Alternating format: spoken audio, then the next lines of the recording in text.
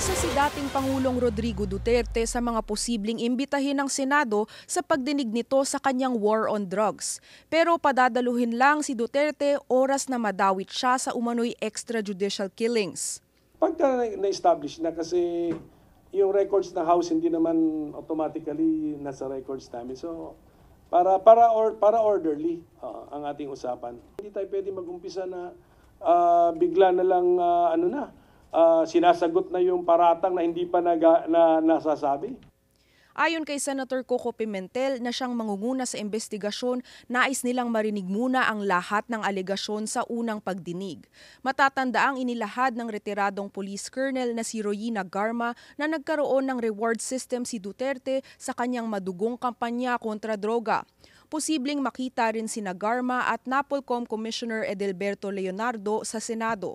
Sangkot umano ang dalawa sa pagpatay sa 3 Chinese drug lord sa Davao Prison and Penal Farm noong 2016. Logic tells me, dahil sa narinig na natin kay Garma, it should be Garma. And it should be Leonardo. And even yung kung konektado, kung yung 3 Chinese na pinatay sa Davao Penal Colony ay admitted lead drug lords, therefore posibleng related ito sa war on drugs. Then even yung jail warden ng Davao Penal Colony as well as sino yung involved doon. Yun muna, doon tayo mag-start. Kabilang din ang mga mambabatas na sina Bato de la Rosa at Bongo sa mga sinasabing may kinalaman sa pagbigay ng reward money para sa pagpatay ng mga drug suspect. Kahit anong term na gamitin mo, delikadesa, or custom or tradition, pwede.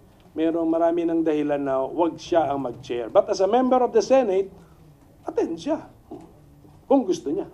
Dagdag ng Senate Minority Leader, nais nilang i-fast track ang lahat para sa hearings sapagkat kulang sila sa oras sa gitna ng budget season. Kaya naman pangako niya'y puro may kinalaman sa drug war ang mga tanong sa pagdinig na sisimulan sa loob ng susunod na 2 linggo. Para sa Agenda, Agatha Gregorio, BNC.